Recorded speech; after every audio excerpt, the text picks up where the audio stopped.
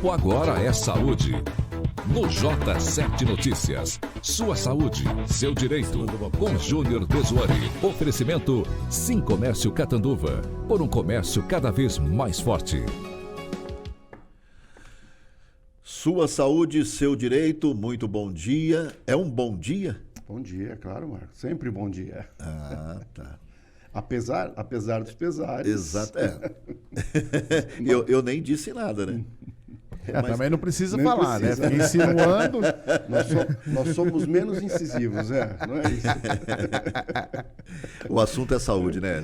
É isso aí. Vamos falar de saúde, vai. Tá bom. Futebol a gente deixa para depois lá dentro do arquibancada. Tá certo. Mas Bom, nós não vamos poder fugir do assunto, né? Não, de jeito, mas nunca fugir do assunto. Né? Nunca fugimos. Enfrentar o assunto. A gente sempre enfrenta. É isso aí. Bom dia, Marco Antônio. Bom dia, Zé Augusto. Bom dia. Dos nossos queridos ouvintes da J7 Notícias. Então vamos lá, trazendo hoje um assunto, Marcos e Zé, que é assim, que é interessante para as mulheres, né?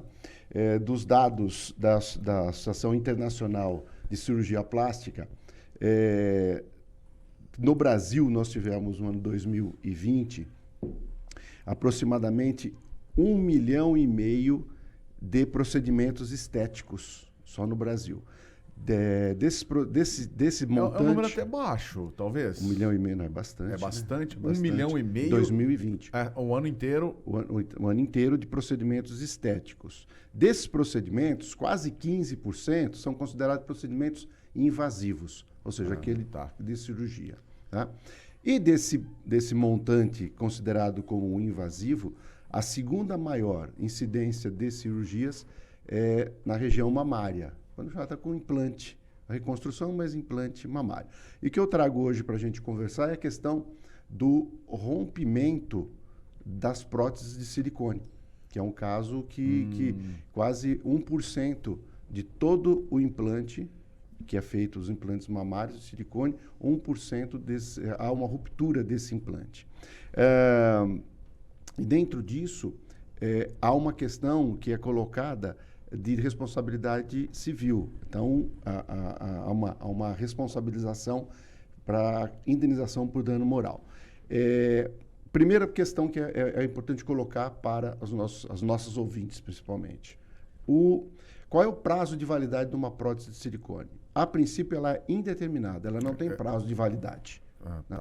Porém, os fabricantes admitem que em até 10 anos, 9% de todos os implantes e até 10 anos pode haver algum tipo de problema. Então, é um índice alto, se tratando de um procedimento que a sua correção também é invasiva. Né? Então, lembrando que há responsabilidade civil, nesse caso, pelo Código de Defesa do Consumidor, pelo Código Civil também, em função do dano causado.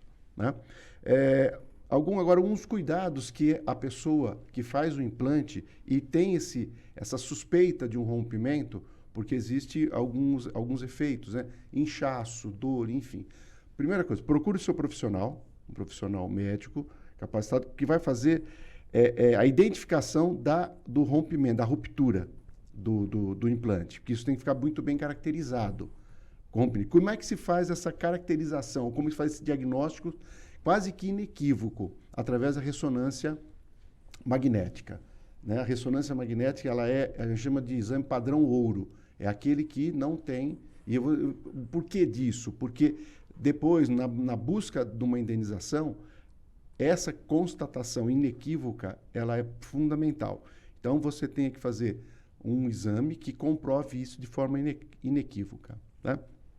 A segunda questão importante é a possibilidade, junto ao seu profissional, de fazer a preservação dessa prótese. Ou seja, você fez o explante, que é a retirada da prótese, converse com o seu médico para fazer a preservação, para ele não descartar isso. Por quê? Porque isso pode ser necessário uma perícia posterior, porque há pedidos de perícia depois num processo judicial e não tem mais o objeto para a perícia, porque o médico ele acaba descartando isso. Então, justamente, é como se fosse, não exatamente isso, mas a prova do crime. Exato, exatamente. Então, mas naquela ânsia de resolver o problema, porque é realmente um problema muito incômodo, passa despercebido isso, o profissional também Pega acaba e descarta. Não, então a preservação dessa prótese é importante também, né? Depois disso, você ter cópias dos seus prontuários médicos, tanto hospitalar quanto clínico. E importante também, isso é uma coisa que passa muito despercebido. Toda vez que você compra uma prótese, vem junto com ela um certificado de origem, uma ficha do fornecedor, certificando qual aquele tipo de prótese, o tamanho da prótese. Isso geralmente fica com o profissional, com o cirurgião plástico, arquivado ali com ele, e muitas vezes o paciente também não tem acesso. Não lembra de pedir, enfim, é uma coisa assim muito burocrática. A pessoa está mais preocupada com o resultado. Então, tenha isso, porque você comprou um produto, tem que ter um seu. É seu, tem um certificado. Então, quem for fazer um implante, peça a ficha de fornecimento, o certificado de origem, vamos dizer assim. Tá? E, por último, nesses casos em que há essa ocorrência, você faz a guarda de todos os comprovantes que você tem de despesas médicas decorrentes dessa ruptura, né? Notas fiscais, medicamento, outras consultas, e inclusive também o novo procedimento. Então, com toda essa documentação, com todos esses cuidados, você tem uma grande chance, numa ação de reparação de danos morais, pelo rompimento de prótese mamária, de ter sucesso, que é importante. Um caso que teve muita repercussão foi no Rio de Janeiro, um médico colombiano, equatoriano. E ele teve problemas com várias pacientes, né? Inclusive, uma até denunciaram que ele manteve a paciente em cárcere privado porque realmente teve problemas, né? Exato. E isso ocorreu por uso de material errado, ou por falta de técnica. Exato. Ali ainda está sendo averiguado, mas não tem similaridade com o que nós Ele foi até preso, né? Já foi preso no passado por uso de medicamentos vencidos, uso não aprovados, enfim. Mas ali tem uma série... Já tem uma vida torta, sim, né? Tem uma série de irregularidades ali de procedimento. Por isso que é importante a pessoa que vai procurar um médico, um especialista, né, nessa área principalmente, que tenha boas referências do profissional. Não né? tenha dúvida. Você está contratando um profissional que vai mexer com você, né, na sua vida. Então tem que pesquisar muito realmente. Né? Dentro das próprias sociedades brasileiras da especialidade, procure, se informe para não correr menor risco possível. Né?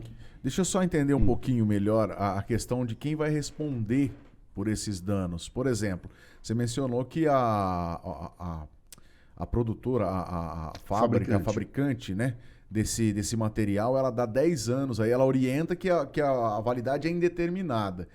Porém, ela dá 10 anos de duração, que você tem que ver como que tá, se surgir alguma coisa. Aí surgiu. Quem que vai responder? O fornecedor, o profissional quem fez a cirurgia? Vamos recapitulando. Prazo de validade é indeterminado. Você não tem um documento quando você adquire uma prótese, faz o implante e fala, ela tem prazo de validade por 10 anos. É que os fabricantes detectaram e as pesquisas que em até 10 anos, 9% dos implantes ocorrem ruptura. Tá? Então, nesse caso de ruptura, desde que não tenha dado causa à própria paciente, que é muito difícil, né? Você tem um procedimento, uma atividade muito violenta, arriscada, enfim, que você pode ter um acidente, romper uma prótese. Mas, enfim, quem responde efetivamente por isso é o fabricante, porque ele é o fornecedor do produto e houve um defeito no produto fornecido. Né? Porque, como eu digo, a utilização, o uso dela, ela é uma coisa estática.